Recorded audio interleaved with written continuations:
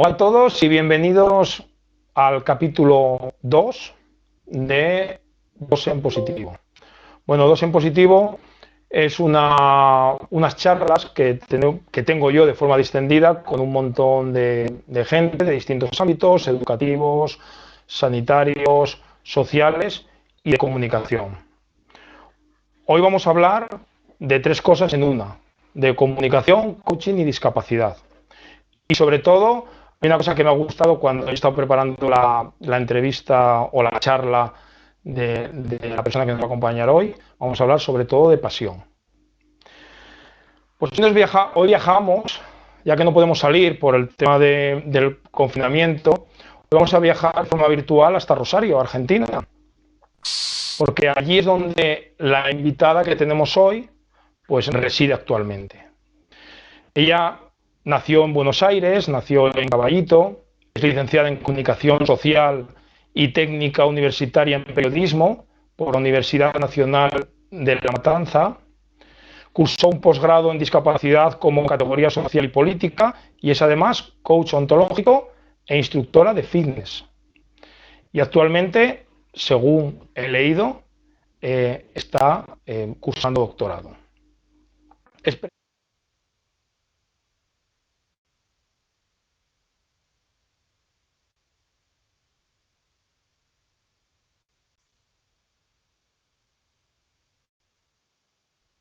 No me gustaría desvelar más de ella, nada más que su nombre, que es Karina Monte, y le agradezco que esté aquí conmigo en esta pequeña charla, en este pequeño coloquio que vamos a tener, que si algún día nos dejan, lo disfrutaremos alrededor de un mate, seguro, allí en su lugar de origen o aquí en nuestro lugar.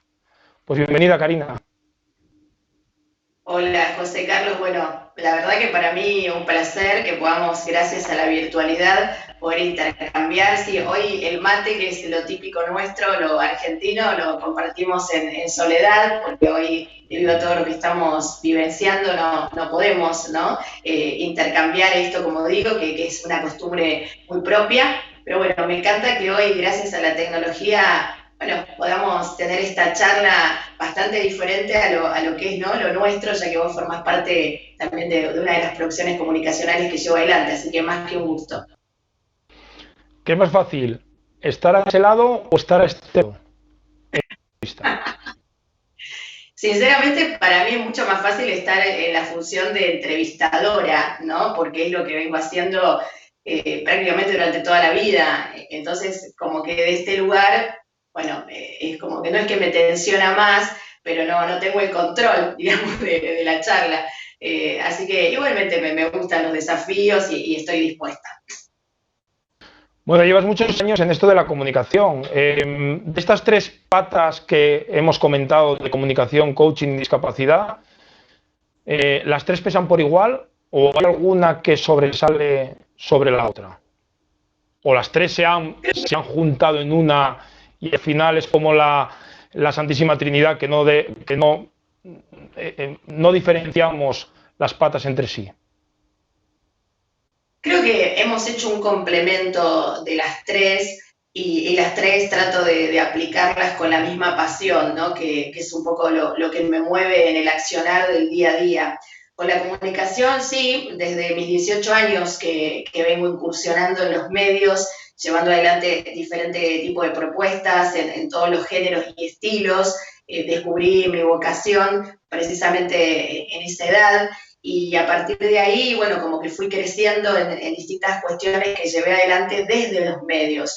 El coaching ontológico lo descubrí en el 2003, 2004, que fue también coincidente con mi primer vínculo con la temática de la discapacidad, y fue que a partir de ese momento, bueno, en esto de relacionarme cada vez más con lo que significaba, ¿no? Motivar a otras personas al cumplimiento de metas, de objetivos, de sueños en la vida, y empezar también a trabajar de manera directa con personas con discapacidad, fue que surgió, bueno, lo que ya todos conocen, que somos lo que hacemos en el 2008. Y es esto que, bueno, que lo caracteriza y que lo hace tan distintivo, ¿no? Como nosotros hemos llevado a la temática de la discapacidad algo como es esta disciplina llamada coaching ontológico, que invita a todos los seres humanos a mirar la vida desde otro lugar, no desde lo que muchas veces solemos hacer, ¿no? Que es desde la postura víctima y el preguntarnos el por qué nos pasa lo que nos pasa. Nosotros promovemos todo lo contrario, el encontrar siempre un para qué, que es lo que nos saca hacia adelante, lo que nos permite avanzar y salir de ese lugarcito, ¿no? De muchas veces de queja, de enojo, de bronca y transformarlo en todo un aprendizaje para fortalecerse y encontrar el para qué nos pasa lo que nos pasa.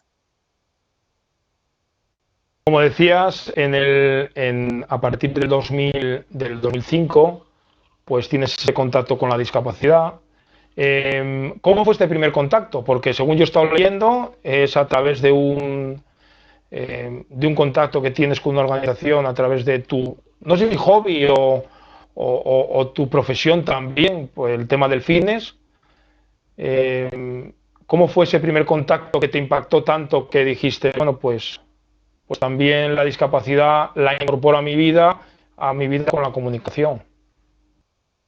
Sí, bueno, la comunicación, como dije, desde los 18 años que empezó a formar parte de mí, y la actividad física desde mucho antes, ¿no? Creo que desde que tengo uso de razón que entrenaba y me dedicaba a llevar adelante una vida saludable.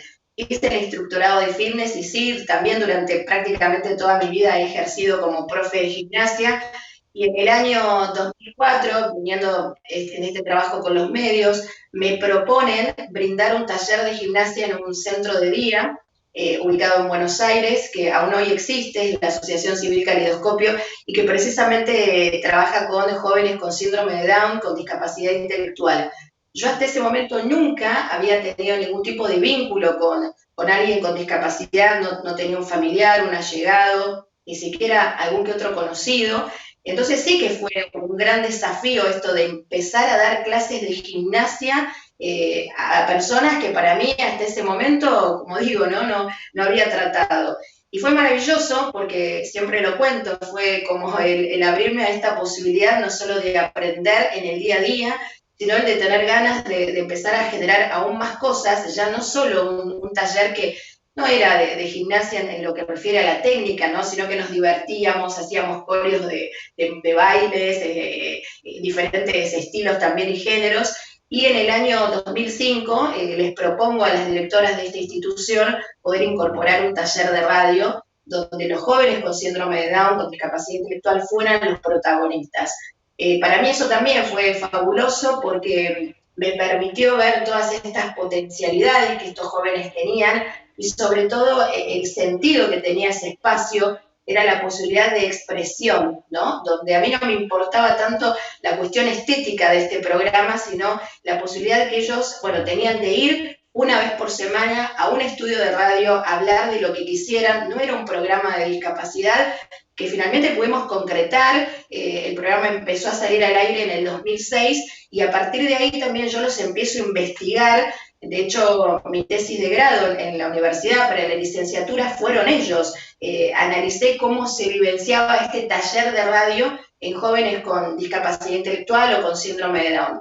Y bueno, tan involucrada estaba que a partir del 2008 fue que nace Somos lo que hacemos. ¿Por qué? Porque yo también venía en este caminito del coaching, ya también había terminado mi formación durante esos años y fue que, bueno, hice un mix, como antes comentabas al inicio, entre comunicación, coaching y discapacidad y nació Somos lo que hacemos en el 2008.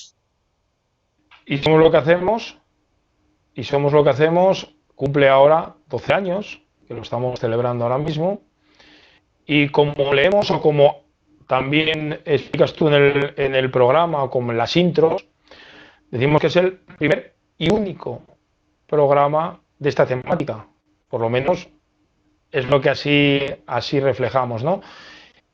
Y que encima es diario, es decir, te atreves a hacer un programa sobre discapacidad, un programa en positivo, como estamos hablando, y un programa de comunicación donde nadie había hecho nada de esto, donde llevas 12 años, donde has ganado un montón de premios, pero que la gente sigue respondiendo, sigue a más, seguimos apuntándonos gente, colaborando contigo, y eres una pionera en esto. ¿Por qué en 12 años no ha habido otras intentonas en otros sitios que pudieran sumarse a este tipo de comunicación social? Bueno, la respuesta es simplemente el objetivo que tenemos con el programa, que es el cambio de mirada social hacia la discapacidad. A mí me pasa que en un inicio, cuando empezamos con esta propuesta en el 2008, era muy distinto a lo que es hoy, ¿no? Donde si hoy no es tan visible esta temática en los medios, bueno, ni qué hablar hace tantos años atrás. En estos últimos años sí, las personas con discapacidad han empezado a utilizar esta palabra, a empoderarse. Hay muchos periodistas, comunicadores con discapacidad que han llevado, ¿no?, esta voz a los medios, pero bueno, todavía no he encontrado profesionales, digamos, sin discapacidad que hayan dedicado, ¿no?, también a poner esto en agenda, ¿no?, como en mi caso. Y creo que un poco la respuesta tiene que ver con lo que todavía se sigue pensando, que este es un tema que solo le tiene que interesar a quien tiene discapacidad o a quien la historia lo atravesó por tener un hijo, por tener un hermano, por ser una persona con discapacidad. Y precisamente el objetivo que tenemos con el programa es todo lo contrario, es demostrar que esto nos debe interesar a todos por varias cuestiones. Primero, porque nadie está exento de tener una discapacidad, porque la vida te sorprende en tan solo un segundo, no podemos tener absolutamente nada bajo control y de pronto este hijo aparece o de pronto adquirimos una discapacidad. Y por otro lado, esto de que, bueno, en algún momento de nuestra vida también nos vamos a enfrentar a una situación de discapacidad con el paso de los años, ¿no? Cuanto más avancemos en edad, menor vamos a tener nuestra capacidad de escucha, de visión o motriz. Esas son algunas de las cuestiones. Y por otro lado, esto de aprender a aceptarnos los unos a los otros, ¿no? Yo no hablo de inclusión, yo hablo de convivencia, creo que ahí también está la clave. Entonces, si vos me preguntás por qué a lo largo de todos estos años no han aparecido otras producciones, y claro, porque desde ese lugar, ¿no?, desde esa mirada que solo le interesa a esta población, la discapacidad no es una temática comercial como para que esté en los medios, ¿no? Y muchas veces el espacio que se les da a los mismos comunicadores con discapacidad que tienen ahí un programa semanal o mensual, es en horarios muy relegados, ¿no? Quizás un fin de semana, y no como lo que nosotros pretendemos hacer desde el día uno, en un horario prime time, en una tira diaria, en un medio de comunicación joven. O sea, nosotros rompemos con un montón de cuestiones que aún hoy siguen prevaleciendo, pero claro, no es una cuestión comercial la que tenemos detrás. Entonces a los medios eso hoy les complica mucho porque son empresas.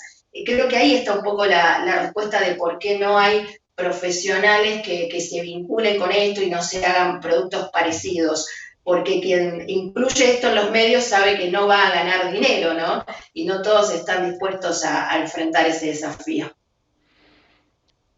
Y una cosa bueno, yo cuando monto Síndrome Contenta, una de las cosas que me animó a montar Síndrome Contenta es lo que me ocurrió a mí personalmente, ¿no? Personalmente cuando nace mi hija, ¿no? Es decir, al final nosotros somos personas, en mi caso, ¿no?, no profesionales, no conocemos cuando te toca la discapacidad de cerca y entonces vas a buscar, ¿no? Y mi pregunta es, y yo encontré mucho hace 10 años ahora, de fake news, ahora que se habla de las fake news. Hoy en día existe mucha fake news sobre la discapacidad, porque en su día sí, es decir, ha ido mejorando esto, cada vez la gente está más concienciada. Te lo digo porque tú en este caso va a hacer 2 años que sacaste un manual que va un poco orientado a eso, ¿no? Es decir, a saber tratar quizás la comunicación, es decir, la discapacidad, tratarla de una forma que quizás ayude a esa percepción para la gente que no vive la discapacidad día a día, ¿no? Porque es algo que nos involucra a todos. Hoy existe esas grandes mentiras sobre la discapacidad que hoy en día, desde el síndrome de Down, por ejemplo, nosotros que nos dedicamos mucho al síndrome de Down, sigue existiendo cada vez menos, porque quizás es la discapacidad más conocida. De hecho, nosotros este año hicimos unos vídeos haciendo un test a la gente y nos sorprendía que todavía había cosas que se enseñaban.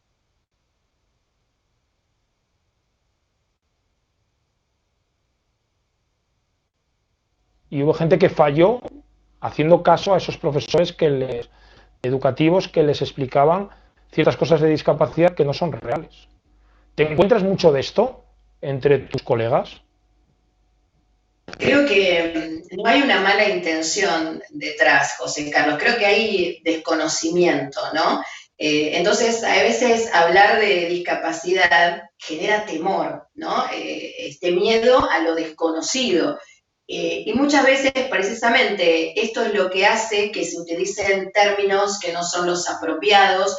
Por eso este manual al cual vos hacías referencia, que si bien está dedicado para que pueda acceder cualquier persona, ¿no? que le interese ver de qué manera hablar de discapacidad de forma adecuada o de qué manera entrevistar a alguien con discapacidad, sí, el objetivo es llegar a los periodistas, a los comunicadores, a los que están en los medios, para que desde ese lugar pueda expandirse el mensaje. Insisto con esto, hay muchos colegas que no lo hacen porque tienen una intención, ¿no? de discriminar o de etiquetar o de estigmatizar, pero como es un tema desconocido, entonces a veces prefieren utilizar algún tipo de término que suponen que va a ser más sutil, ¿no? Y, por ejemplo, el término capacidades diferentes o capacidades especiales, que es muy habitual de encontrar, y nosotros no lo avalamos, no, pero me he encontrado con colegas que me han dicho, pero creo que esa es la forma, ¿cómo voy a poner persona con discapacidad? No, pero los propios padres,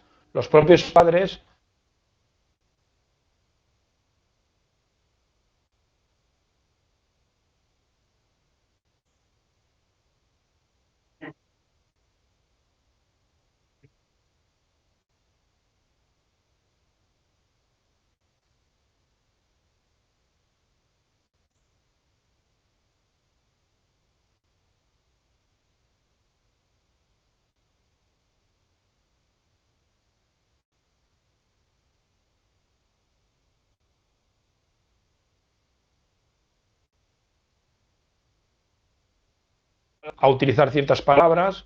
Yo, por ejemplo, lo que me saca mucho de quicio es discapacitado, ¿no?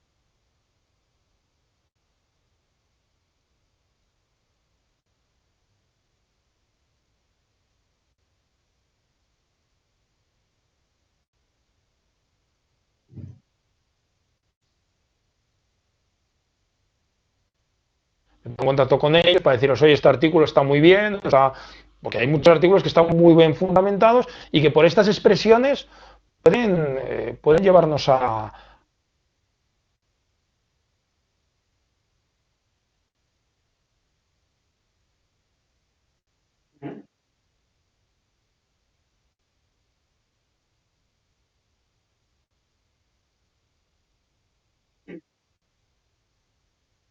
O el lenguaje incide mucho en nuestro estado de ánimo, yo creo eso, ¿vale?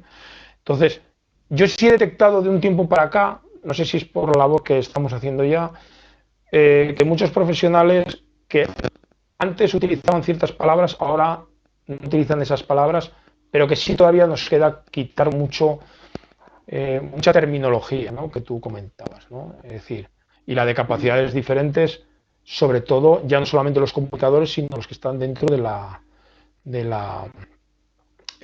viven la discapacidad.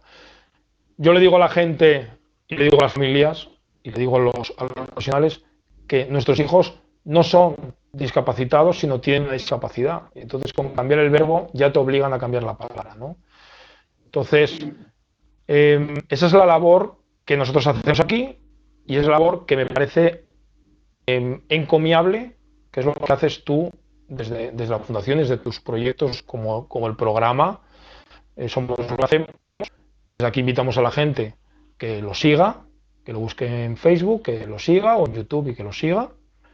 Y los que puedan tener la suerte también de recibirlo vía ondas, pues que lo oigan, ¿no? Y con estos manuales, ¿no? ¿Qué acogida ha tenido este manual entre los profesionales? ¿Has tenido buena recepción o la gente ha sido indiferente? No, sinceramente yo estoy muy contenta y sobre todo agradecida porque este manual hicimos el lanzamiento el 3 de diciembre, Día de la Discapacidad del 2018, en la universidad donde yo me formé y al día siguiente en la Universidad de la Marina Mercante, que, bueno, que está ahí coordinando la Cátedra de Responsabilidad Social, la licenciada Gabriela Vázquez, que fue quien escribió el prólogo. Y a partir de ese momento, bueno, vinieron toda una seguidilla de presentaciones. El año pasado yo tuve ocasión de poder visitar distintos lugares de la Argentina, ¿no? Distintas provincias, donde, bueno, siempre nos convocaba quizás alguna organización vinculada con la temática de la discapacidad o el mismo municipio, ¿no? De ese lugar. Y el objetivo era que a nuestra charla asistieran los comunicadores, los periodistas y realmente yo estoy muy contenta por esto, ¿no? Por la recepción y porque encontré sobre todo esto de decir, yo desconocía que esta palabra no tenía que utilizarla en mis artículos periodísticos o desconocía que esta no era una cuestión que aumentaba a favorecer la imagen de las personas con discapacidad, porque esta es otra cuestión, José Carlos, no solo los términos y las palabras que se utilizan, sino desde qué lugar se muestra a la persona con discapacidad en los medios, ¿no? Generalmente se apela a esta situación de dar lástima del pobrecito, ¿no? El decir, uff, pobre familia, lo que le tocó tener un hijo con discapacidad, o pobre chico, pobre chica, qué es lo que va a hacer en su vida, o esta mirada de asistencialismo, ¿no? Permanente, que parece que todo el tiempo hay que ayudar a quien tiene discapacidad, y nosotros tenemos una mirada totalmente contraria. Entonces eso también, a veces los medios en el único momento en que incluyen una noticia vinculada con la discapacidad es desde ese lugar, y eso tampoco ayuda a este cambio de mirada social que nosotros promovemos. Entonces, no solo, como vos decías antes, que me parece poderosísimo el lenguaje, que es un poco de lo que nosotros también hablamos en este manual, ¿no? ¿Qué decimos? ¿Por qué lo decimos? ¿Para qué lo decimos? Sino qué nos decimos a nosotros mismos, ¿no? Estas conversaciones que tenemos, incluso desde nuestros pensamientos. Entonces, me parece que desde ese lugar también estuvo fantástico que a nuestras charlas asistieran no solo quienes trabajan en los medios, sino las mismas familias. Mira, yo te voy a contar una cuestión muy puntual que me pasó una vez con una abuela de un niño con síndrome de Down, porque una de las cuestiones que yo brindo en mis presentaciones, bueno, que de paso digo que son bastante movilizantes, ¿no? Porque no es que yo me pongo a armar un discurso y hago un monólogo, sino que es una interacción permanente con el público, con los espectadores y que ellos también participen. Yo digo que muchas veces en las redes sociales, y esto te debe pasar, aparecen las fotitos, ¿no? de los niños con síndrome de Down como angelitos, o las mismas familias son los que fomentan esto de decir la bendición de Dios o somos papás bendecidos. Que yo digo que está fantástico cuando una familia desde el lugar de la aceptación elige tomar a su hijo como una bendición, pero que en eso no esté la discapacidad de por medio. No sé si se entiende. Uno puede considerar a su hijo una bendición, pero no necesariamente porque tenga discapacidad, porque si no es este mensaje generalizado y este mito y este prejuicio que también se empieza a generar, como que todos los niños con síndrome de Down son angelitos caídos de otro planeta y que sus papás fueron bendecidos. Y me pasó que en una de las charlas se me acerca una abuela y dice, sinceramente, a partir de hoy transformé mi mirada hacia mi nieto, porque yo realmente lo veía así, ¿no? Y creo que hoy lo voy a ver como lo que es, un niño, una persona. Sí, nosotros, yo por ejemplo, dentro de Síndrome Contenta, de las patas nuestras es la normalización. Yo cuando hablo con las familias, yo hablo sobre todo de la sobreprotección. Yo tengo muchísima sobreprotección, es decir, con eso de Dios, yo no.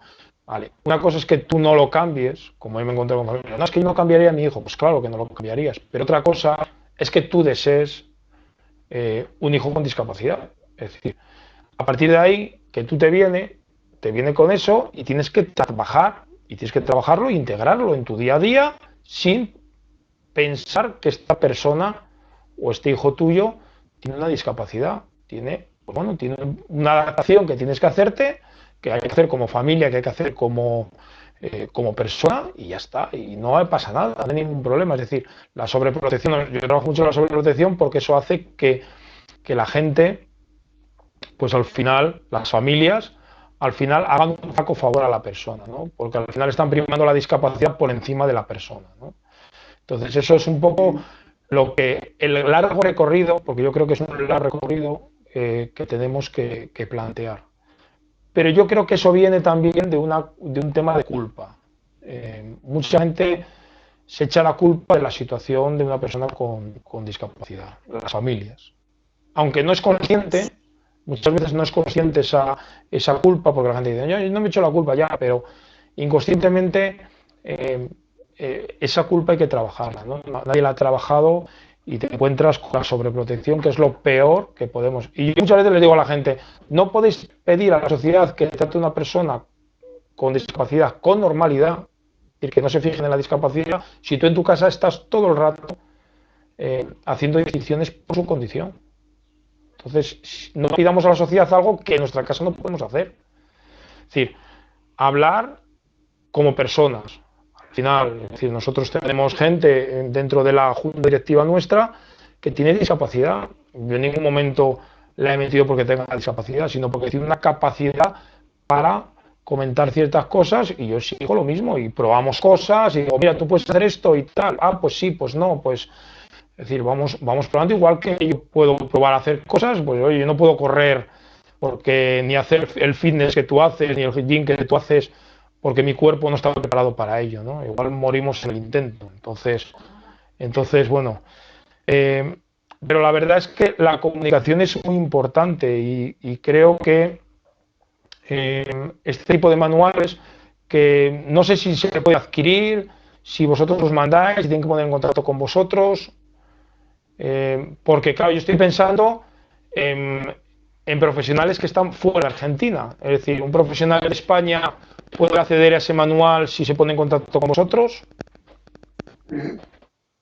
Sí, en realidad te cuento que el año pasado tuvimos la oportunidad de viajar por todo el país, por la Argentina, y este año ya teníamos nuestra agenda pensada como para viajar a distintos países de Latinoamérica, sobre todo, ¿no?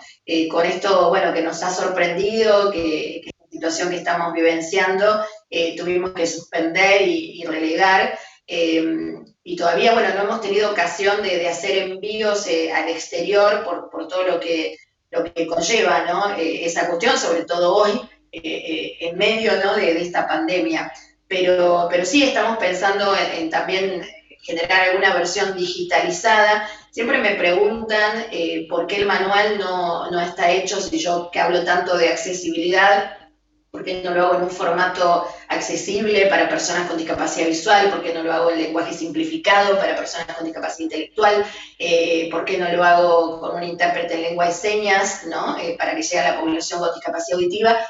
Y yo digo que en realidad mi manual no apunta a que lo lea la población con discapacidad, ni mucho menos el que está allí vinculado con esto en el día a día, porque precisamente el manual tiene como llegada a aquel que hoy le parece que este es un tema alejado, ¿no? Y un poco es lo que también promuevo en las charlas. Siempre cuando me convocan las diferentes organizaciones digo, la puerta está abierta para que pueda también venir quien lo desee con discapacidad, pero mis charlas también están muy, muy dedicadas a la población que no tiene discapacidad, que no tiene un hijo, que no tiene un allegado, porque es ahí donde yo considero que vamos a lograr la verdadera transformación. De hecho, bueno, vos hacías referencia a nuestra fundación, la Fundación CODIS, la principal visión de nuestra fundación es trabajar hacia la población que no tiene discapacidad, a diferencia de por ahí otras organizaciones que está fantástico y que celebro, ¿no? Que cada una trabaja en pos de los derechos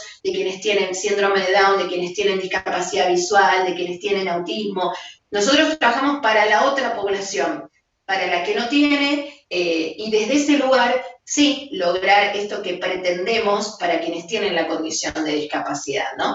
Entonces este manual hoy, bueno, nos encantaría que pudiéramos llegar de forma presencial a Europa, como también lo teníamos ahí planeado, y no solo brindar la charla, la excusa es el manual, siempre lo digo, ¿no? Sí. Nuestra charla y nuestra disertación pretende movilizar desde lo presencial, ¿no? Y el manual nos ha abierto la posibilidad de hacerlo en muchos lugares del país, que, bueno, lamentablemente este año por el momento no podemos continuar y ya estamos pensando en septiembre, octubre, esas fechas no las hemos suspendido por el momento y vamos a ver qué pasa en los próximos días, ¿no? En los próximos meses. Te voy a poner un aprieto. ¿Y qué pasa la parte institucional? ¿Cómo encajamos todo esto de la comunicación cuando tenemos que hablar de municipalidades, cuando tenemos que hablar de provincias, cuando tenemos que hablar de estados? ¿Qué están haciendo bien y qué están haciendo mal? Porque muchas veces hablamos, y hablo con gente y me habla de el convenio de las personas con discapacidad, y luego vas a ver las aplicaciones que hay en los propios países y bueno, ahí tenéis la suerte que en Argentina es rango de ley, aquí no, aquí solamente es una inscripción a lo que marca el convenio de la ONU, ahí lo convertisteis en ley. ¿Están ayudando las administraciones públicas? ¿Están ayudando los políticos en que haya este cambio social o no? Sinceramente. Y falta mucho. Y creo que esto no tiene que ver con una camiseta política, ¿no? O con un determinado partido político.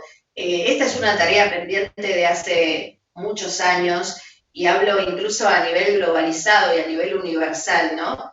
Y quizás pasa también, y me atrevo a decir, por desconocimiento. A veces me ha sucedido, y no voy a mencionar ni a nada ni a nadie, que he ido a dar una charla y he tenido trato con personas que están muy vinculadas con el área de discapacidad desde la política pública y desconocen muchas cuestiones que yo supongo que deben ser básicas, y más aún si se están impartiendo acciones desde un lugar tan importante como ese, ¿no? Eso por un lado. Y por otro lado, bueno, quizás todavía hace falta esta transformación de mirada porque se sigue pensando en el asistencialismo, ¿no? En el tener que ayudar. Y a mí me parece que no es ese el tema. Me parece que hay que dar vuelta a la situación y decir, no, démosle las oportunidades, creemos las oportunidades para que estas personas con discapacidad también puedan elegir. Yo hablo mucho de elección, ¿no? De poder elegir quiénes quieren ser en la vida, como todos tenemos esa posibilidad, ¿no? De qué queremos hacer, dónde queremos estudiar, a qué nos queremos dedicar, qué es lo que nos apasiona. Y todas estas cuestiones que parecen tan triviales y tan lógicas, muchas veces a las personas con discapacidad no las tienen tan a mano, ¿no? No quiero entrar en profundidad, pero ¿qué pasa con la educación para quienes tienen discapacidad intelectual, para quienes tienen autismo? Todas estas trabas que encuentran las familias, al menos te hablo de los testimonios que nos van llegando al programa, si bien nuestro producto comunicacional no apunta a eso, ¿no? Porque como vos lo dijiste al inicio, siempre hablamos de lo positivo, ¿no? De todo lo que sí se puede hacer y de lo que se hace, porque a eso llegamos, pero no desconocemos todo lo que también pasa, ¿no? Este peregrinaje que tienen muchas familias cuando quieren inscribir a su hijo con algún tipo de discapacidad en una escuela común. Entonces, me parece que todavía esto de transformar la mirada, sí, no está tan claro en la política pública, ¿no? E insisto, no estoy haciendo referencia a una ciudad determinada o un país determinado, me parece que esto es también universal, ¿no? Entonces, sí, está fantástica la fotito vende, pero Sí, sí. después en la práctica estamos Vende. muy Mira, lejos. cuando estuve en Buenos Aires, en una de las charlas que di en Buenos Aires, se me acercó un señor que es profesor en uno de los institutos que estuve dando charlas, de institutos de formación docente. Me parece que fue el de Ceiza, y me comentaba, yo trabajo en el Senado Nacional de Argentina, también doy clases aquí y trabajo en el Senado. Allí tenemos chicos con síndrome de Down pero los tenemos porque son cuota, no, no porque se les quiere integrar y tal. Entonces, claro, eso me hizo mucho reflexionar, porque sí, luego estuve en Rosario, visité Rosario, que me encantó, y allí conocí a Maximiliano, eh, que es bueno, que es la persona que lleva discapacidad dentro de la provincia de Santa Fe, o que llegaba en aquella época. Es una Sí, sí, persona, ya pues, estamos cambiando. es una que hablamos de. Yo no hablo de partidos en ningún momento, porque yo creo que tan buenos y malos son unos como otros, es decir, que tampoco, sino tenemos que luchar. Y esa persona, pues él sí tiene una discapacidad, y porque él tiene una discapacidad sí ha avanzado, ¿no? Y parece que es que eh, para avanzar en ciertas cosas en el ámbito público, que yo desde mi punto de vista es súper importante, porque la parte pública es la que tiene que ayudar, porque luego las que hacen las leyes, las que promulgan las leyes y las hacen cumplir, ¿no? Muchas veces, ¿no?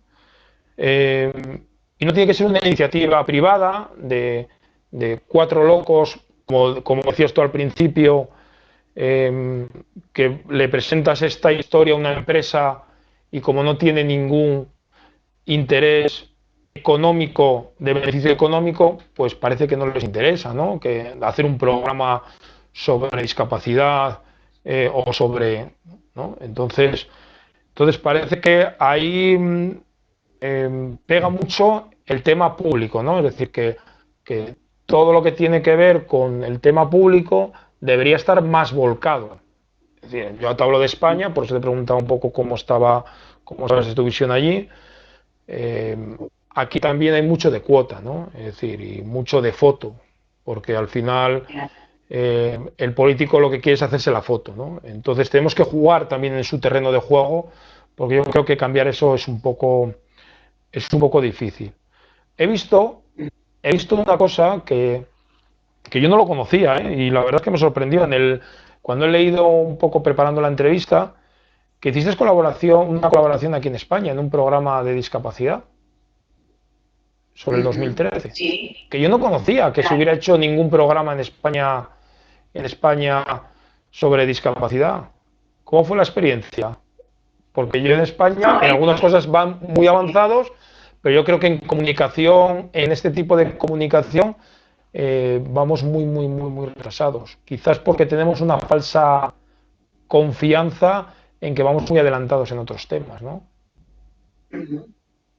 Bueno, José, esto es lo que a mí me ha brindado el programa y la tecnología. Hoy por hoy es como más habitual esto de poder tener acceso, ¿no?, a una cámara y llegar a diversos lugares del planeta. Vos imaginate que cuando esto iniciaba, o al menos cuando comenzaba Somos lo que hacemos en el 2008, era una cuestión muy innovadora. Yo desde siempre salí con un formato audiovisual, teníamos la famosa camarita web en el estudio en Buenos Aires, y después, bueno, como sabés, me fui a vivir al sur de la Argentina, a la Patagonia, y hace 6 años que estoy viviendo acá en la ciudad de Rosario. Por lo tanto, nuestra cuestión tecnológica siempre estuvo presente y claro, con el paso de los años nos hemos ayornado y hemos aumentado también en toda esa cuestión. Y eso hizo que tuviera posibilidad de contactarme con gente de diversos países del mundo entero, que muchos se han sumado, como en tu caso, a colaborar, ¿no?, desde su área, desde su accionar, y nosotros también hemos también sumado nuestra experiencia y nuestro hacer en algunas propuestas que ahí se venían dando en distintos lugares del mundo. Pero como te digo, generalmente me pasa que son propuestas que son llevadas adelante por las mismas personas con discapacidad, algunos profesionales, otros no, que bueno, hacen lo propio como una forma también de visibilizar esto. Hoy es fabuloso el poder que tienen las redes sociales. Insisto, hace unos años atrás esto no era posible. Fíjate que hoy, con esta situación puntual que estamos atravesando de cuarentena, muchos hasta han descubierto, ¿no?, esta posibilidad de generar un propio estudio de radio o de pseudo tele en su casa. Lo tienen ahí como muy a mano, cosa que hace unos años atrás eso era imposible. Cualquier persona puede generar un canal de YouTube, un canal en Facebook. Entonces creo todo eso también ayuda y favorece a mostrar la temática, pero ojo, ¿no? Así como ayuda, en otras cuestiones también no es tan favorable, por esto que hablábamos antes, ¿no? Desde la imagen, desde la terminología y desde qué lugar.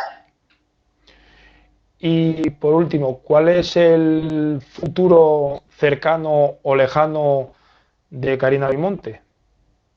¿O cuándo se le va a acabar la pasión a Karina Bimonte? Creo que no, la pasión no se me va a acabar, al menos es lo que dijo, ¿no? Cada cuestión que yo decido emprender, el ingrediente básico es que me apasione. Creo que por hoy, y esto también, ¿no? Me hago cargo de lo que digo, hay muchas personas que eligen la mediocridad, esta es una palabra, que no es una mala palabra, ¿no? Hay muchas personas que viven desde el ser mediocre. El ser mediocre es hacer ahí, quizás ver cuestiones que andan dando vueltas y, bueno, adaptarlo y llevarlo adelante. Y me parece que desde ese lugar nada puede ser exitoso, ¿no? Ni puede mantenerse en el tiempo. Creo que una de las cuestiones que hizo que, por ejemplo, Somos lo que hacemos, estuviera tantos años al aire, la forma en que lo hacemos, y con todo lo que lo caracteriza, no solo es la pasión, sino también es la honestidad y es la autenticidad. Las personas que nos fueron siguiendo fueron testigos de todo lo que pasó en el programa, siempre lo digo, desde el día uno todo se pudo comprobar, y hoy también aparece esto de la apariencia, ¿no? En las redes, qué se muestra, cómo se muestra.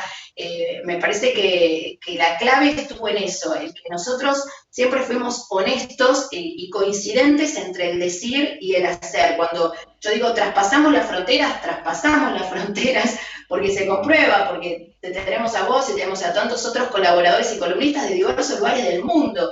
Cuando yo digo agradezco las demostraciones de cariño, se comprueba, porque ingresan a las redes sociales y ven ahí todo lo que nos escriben. Entonces eso nos aumenta nuestra pasión y hasta te diría nuestra creatividad y nuestras ganas también de innovar. Vos decías, estamos cumpliendo 12 años, el pasado 5 de mayo fue nuestro festejo y el día 6 de mayo ya salimos con un formato renovado. Los invito a ingresar en nuestras redes y se van a dar cuenta. Como te decía, si no hubiera sido imposible poder mantener esto tantos años, porque creo que vos lo dijiste al inicio de la conversación, ¿no? La gente sigue eligiéndonos, pero porque nosotros siempre estamos con ese plus de generar algo nuevo, de innovar, de crear y de ver de qué manera seguimos creciendo y expandiendo lo que pretendemos. Entonces, hoy por hoy, ya a partir del 6 de mayo, tenemos una nueva escenografía, un nuevo formato, te diría hasta de pseudo televisión, más aún de lo que veníamos teniendo. Entonces eso, claro, ¿cómo no me va a apasionar? Creo que hasta que desaparezca de este mundo, voy a ser un ser apasionado de lo que hago. Pues perfecto. Oye, yo te seguiré. Yo te descubrí en el 2017 y, y me transmitiste esa pasión también, porque yo soy una persona también muy apasionada con lo que hago. Y mientras, oye, mientras eh, podamos colaborar juntos, pues encantado. Entonces, por mi parte nada más. ¿Algo en el tintero? ¿Algo que quieras comentar? Que te sigan, que te sigan en el programa, que nos sigan en el programa Somos lo que hacemos, que lo pondremos también para que puedan ingresar y que está súper interesante y que se pasa muy rápido. La verdad es que y es muy interesante porque no porque esté yo, porque yo soy de los menos interesantes, pero tienes colaboradores números unos a nivel mundial, ¿no? Y como tú dices, de todas partes del mundo, y es una foto increíble. Y eso no se hace de un día para otro, Karina, eso se hace con trabajo, con seriedad y con el paso de los años. Y demostrando que, y al final, un programa diario, sea en el formato que sea, de una hora de duración, después de 12 años, algo estarás haciendo bien, ¿no? Algo estarás haciendo bien. Yo creo que sí, al menos es lo que quiero pensar. No, esto que vos decís que no sos un número uno, sí, por algo estás en Somos lo que hacemos. Yo tengo a todos los número uno No es que quiero pecar de vanidosa, pero increíblemente el universo siempre me ha relacionado, me ha vinculado con personas que también coincidían en esto de ser muy apasionadas y muy comprometidas en su profesión, en su tarea, bueno, como en tu caso, ¿no? No por casualidad vos formás parte del equipo, José Carlos, ¿no? Creo que tenemos muchas cuestiones parecidas en esta mirada. Y bueno, hubo personas que estuvieron un tiempo, que después dejaron de estar y también han dejado todo un aprendizaje en por qué y en para qué tuvieron que pasar por el programa, ¿no? Cada uno tuvo también su etapa, su cuota, y aquellos que siguen permaneciendo en el tiempo, bueno, son aquellos quizás que más se han puesto la camiseta, que más fieles han sido a nuestra tarea, y que por otro lado, como digo, ¿no? Coinciden mucho en lo que es la esencia de Somos lo que hacemos, y por eso hoy forman todo el gran equipo que orgullosamente tenemos. Bueno, pues hasta aquí, Karina. La próxima vez tendremos una entrevista tomando un mate alrededor de una... Digo, si allí en Rosario o donde estés, o aquí en España o donde esté, ¿no? Pero que ese mate nos lo vamos a tomar algún día, dalo por seguro, ¿vale? Bueno, muchas Pues gracias, José Carlos. Yo te quiero, bueno, decir que me sentí muy cómoda hoy en este otro rol, ¿no? De entrevistada. Así que, no, mil gracias una y otra vez. Y bueno, siempre un gusto, tener la posibilidad de contar lo que venimos haciendo con tanta pasión. Y esto hace bueno, que el mensaje pueda llegar a mayor cantidad de personas. Así que, como vos decías, los invitamos a que puedan seguirnos en las redes sociales. Nosotros transmitimos bueno, de España a las 9 de la noche de España, de lunes a viernes, se puede ver en cualquier momento también, y en vivo estamos transmitiendo por todas las redes sociales, no solo a través de la página de la radio, que es Vox, www.radiovox.com, sino ahí también van a ver la pantalla, y sino en todas las redes estamos transmitiendo por Facebook Live, por Instagram Live, por YouTube Live, y lo pueden ver en cualquier momento. Así que gracias, ¿sí? por haber hoy permitido esto. bueno, pues hasta aquí el día de hoy. Agradecer a Karina que haya pasado este rato, que os haya gustado este momento que hemos tenido, que os haya venido a la mente la posibilidad de comunicar mejor y que lo podáis accionar, ¿no? Que es al final lo que bueno, pues os vemos en el siguiente capítulo de Dos en Positivo. Muchas gracias. Hasta luego.